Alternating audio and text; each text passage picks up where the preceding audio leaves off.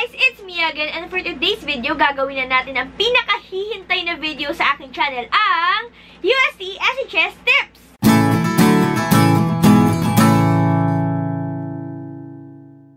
So kung pinapanood niyo ang video na to, malamang sa malamang ay kayo ay incoming SHS student. So in behalf of the higher batch of UST SHS, I would like to welcome you to the Royal Pontifical University of Santo Tomas, the Catholic University of the Philippines. Woo! Sobrang haba nga naman ang pangalan ng ating university. And I hope sana, kasing haba din ang pangalan ng university natin, ang haba ng stay natin dito. So, without further ado, pag-usapan na natin ang mga bagay na makakatulong sa atin, lalo-lalo na sa mga incoming SHS students. Papadaliin ko ang inyong buhay, guys. Gagawin ko siyang segment by segment. So, kung meron man kayong gusto na i-skip na segment, tingnan nyo na lang yung mga number na i-skip nyo down below. So, first na segment natin, first week. Pag-usapan natin ang inyong first week. So, yung first week na sinasabi ko is yung first week na mismong klase. For that, may mga nagtatanong kung ano nga ba nangyayari doon sa freshman week. Sa freshman week, guys, meron lang siyang series ng mga orientation na pupuntahan ninyo. And yung pinakahuling activity para sa orientation week is yung Tomasian Welcome Walk. Kung gusto nyo makita kung ano ba nangyari sa amin last year, sa aming freshman week, so please see yung nire-upload kong video. So, ilalagay ko na lang yung link sa description box below. So, ayun guys, balik tayo sa first week na mismong klase. Yung first week na mismong klase, kadalasan guys, ano lang siya, orientation week. Orient kayo ng mga professors kung ano nga ba yung mga gagawin ninyo for the whole semester. And ayun nga, i-introduce sa inyo yung pangalan ng professor ninyo. And minsan yung iba nagbibigay ng syllabus. And ayun guys, sinasabi niya yun sa inyo kung ano yung mga kailangan yung requirements and everything. So, ang pinakaunang tip ko pala sa inyo guys, always bring your reg form. So, yung reg form ninyo, yung magsisilbing ID ninyo since wala pa kayong mga IDs. Yung mga IDs nagtatanong, bakit matagal ibigay? Syempre po, ginagawa pa rin yung mga IDs kasi ang dami naman po natin. And pangalawa, kasi po, kapag po nasusuot ng ID, meron pong oath-taking. So, insert ko na lang siguro yung video dito nung nag-oath-taking kami habang naglalagay ng ID. So, medyo cringy yung video na yun, pero para lang meron kayo idea kung ano ginagawa doon sa ID. So, ayun. Balik kayo sa reg form. So, sa reg form, dapat lagi nyo siyang dala since ito na yung magiging ID ninyo inside the university. And napaka-handy, ayan, na naman tayo sa handy. So, napaka-convenient na lang. Ayun, napaka-convenient na ilagay nyo siya sa isang file case. So, ito guys, yung tatakpan ko na lang. Ayan, oh. Ayun guys, kung napapansin nyo, merong mga pirma-pirma dito. Kasi guys, sa first meeting nyo sa inyong professor, kinokolekta yung mga reg form ninyo and pipirmahan nila yon. So, ang file case na pala to, hindi na siya lalagyanan ng reg form. Nilalagyan ko siya ng kung ano-ano mga resibo ng mga binayaran namin and everything. So, dito sa likod guys, ito yung aking schedule nung first sem and nilagay ko lang siya dyan kasi makakalimutin ako. Ang schedule namin is Monday to Saturday tapos half day lang. Ayan guys, ito pala yung ano ko sa drug testing. Ayan. So, itong drug test, guys, may pala tayo mandatory na drug test and medical. So, i-explain naman sa inyo yan later na lang yun. Ang mabibigay sa inyo ng for para sa medical is the president. So, hintayin nyo na lang yung announcement. Then, the next, ano pa ba? Ito, resibo ng, ano siya? Resibo ng ano?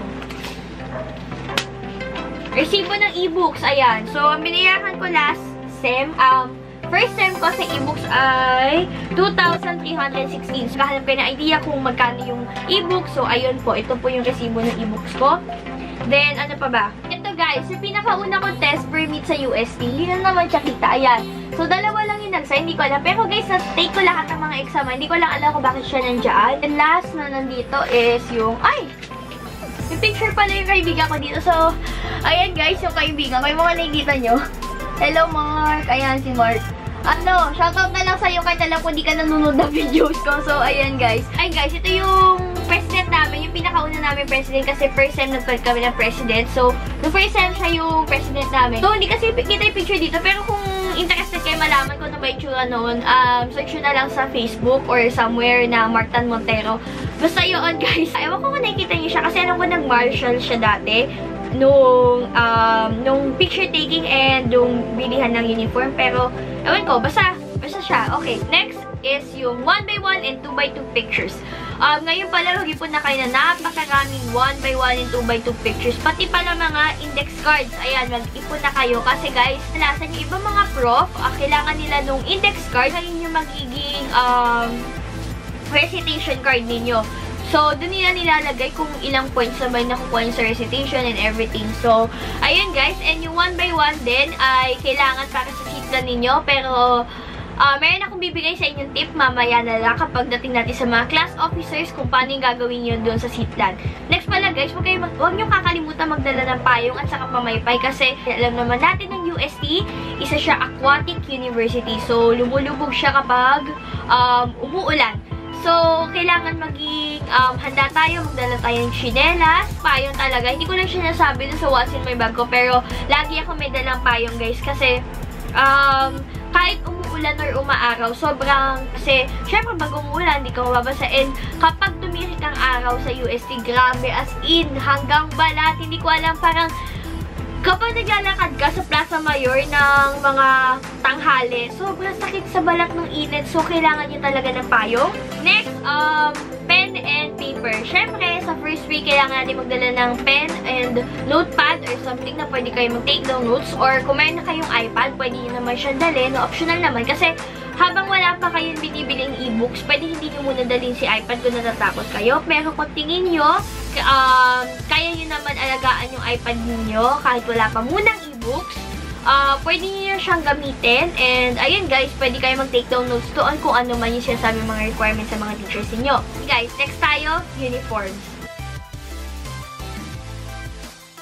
Ang UST guys, isa siyang Catholic University, pero ako, ito yung pinakamaluwag na university na napasukan ko. Form sila strict kasi kailangan papasok na naka-complete uniform, like yung blouse and yung pants na ngayon, diba? Pants na yung pang grade 11. So, ayun guys. So, kailangan talaga complete yung uniform mo. And hindi ata sila nagpapapasok kapag naka-chinelas ka. I'm not sure doon. Pero alam ko, hindi talaga nagpapapasok. So, ayan guys. Doon lang sila strict sa uniform. Pero kung tatanungin nyo ako sa mga hair and nails, sa UST guys, hindi naman sila masyadong particular sa hair and nails. Sa hair guys, okay lang na may color. Basta, wag yung talagang sobrang kulay na red, blue, ganun. Siguro yung, ang prefer nila is yung color is close to natural hair color. So, mga brown, ganyan. Pinapayagan naman. And ano pa ba? Next is yung nails. Hindi ko alam kung nag-iba na ba sila ng policy ngayon. Pero yung batch namin last year, okay lang naman na mayroong nail polish and mahaba yung kuko. So, seriously naman guys, binibigyan naman tayo ng freedom like kunwari sa buhok, okay lang may color and may nail polish and makeup. Yes, pwede.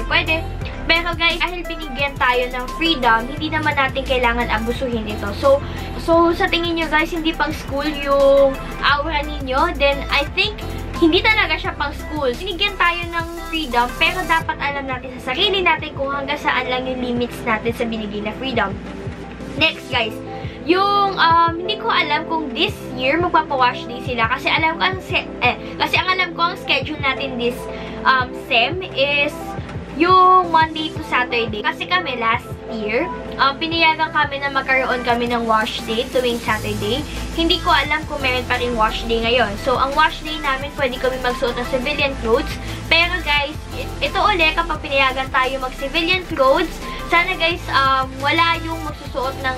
Pero sana guys, isipin nyo kung school appropriate naman talaga yung suot ninyo. Kasi dati may nakikita ko yung susuot ng miniskirt and sleeveless. And guys, hindi man sitahin ng guard, pero sana alam natin sa sarili natin na kung ano yung tama at mali. Kasi hindi na tayo junior high school guys. Senior high school na tayo. So, kailangan alam na natin kung ano ba yung tama o mali sa mga sinusuot o mga ginagawa natin sa sarili natin. Ayun, sabi ko na rin kanina guys, pwede lang ang makeup. Kasi ang sabi naman sa amin, part ng personal grooming ang makeup. So, kung nag-aalangan kayo kung hanggang saan lang ang makeup na pwede sa SHS, check out my back to school makeup tutorial. Ayun guys, yung araw-araw ko na ginagawa sa school and hindi naman ako nasisita. And I think ayun na yung pinaka, ayun na yung pinaka todong level na pwede pang school makeup. Pero kayo guys, bahala kung paano yung gustong mag-makeup. Next stop, Beachy Pop Building.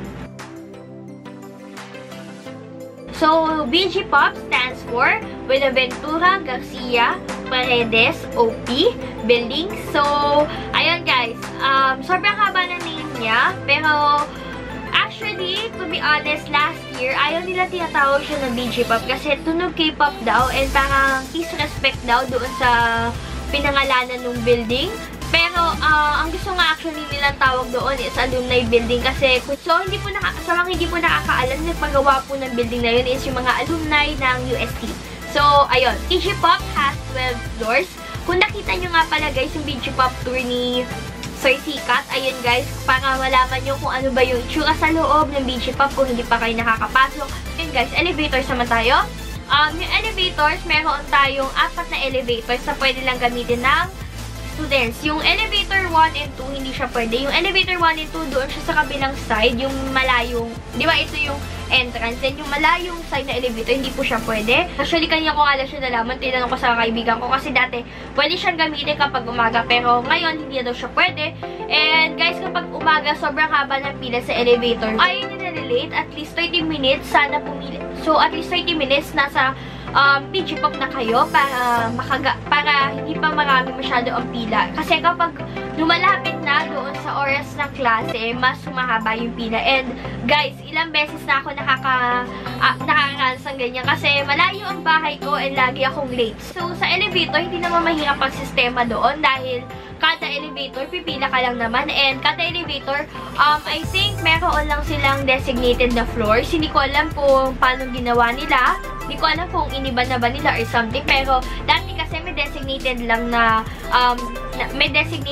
floors per elevator. And kapag pumasok ka sa kabilang elevator, hindi ka makakalabas sa ibang floors. So, ayun guys, know your floor and your elevator. And guys, ito naging issue sa amin dati kasi ang daming singit. Alam nyo yun guys, yung kunwari mayroong kaibigan, tapos late yung isang kaibigan, yung kakausapin kunwari, tapos biglang, andun na, sumingit na. So, as much as possible guys, lahat naman tayo naghahabol ng attendance sa sana hindi maging late. Pero please be considerate naman sa mga ibang pila, nila siyagang pumila. Guys, ako guilty ako na ginawa ko na yun dati, pero na-realize ko sa sarili ko na nakaka-asar din kapag ako naman nasa situation nila at nasisingitan din ako. Ayoko din naman ng ganun. So, tinigil ko na yung habit na yun and I will never do that again. Ito pala guys, yung pinaka-kinaiinis ako sa elevator, yung mga ibang sumasakay na elevator, tapos yung bags nila malalaki. Kapag guys, alam nyo na malaki yung bag ninyo, like backpacks, please do the honor sa ibaba yung backpack ninyo and ilagay na lang, hawakan nyo muna yung handle dun sa taas. Kasi guys, sayang yung space na natitake up nung bag mo, imbis na isa pang student ang pwedeng pumasok sa elevator. And isa pa, yung mga ibang students na pinapretend nila na kunwari puno yung elevator, ang gagawin nila, hindi sila magsisiksik sa likod. Gagawin lang nila, magstay lang sila para mayroong space pa sa likod and everything like that. And magmumukha sa labas, kung titingnan mo, puno na yung elevator. Guys, please don't do that. Kasi, please be considerate naman sa mga ibang schoolmates ninyo na gusto din gumamit ng elevator. Yan ang hindi malate sa klase. Ano ba naman yung 1 or 2 minutes na magsasacrifice ka para makasakay yung ibang mga classmates natin. So, ayun guys, please don't do that. Alam ko talaga na yung batch ko laging ginagawa yon and I hate that. So, and I hope that the next batch would be better than us kasi hindi na kayo yung lab rat. Kumbaga, natikman na namin, then yung time din naman. So, yung mga mistakes sa amin malamang sa malamang ay dapat maayos na sa batch ninyo.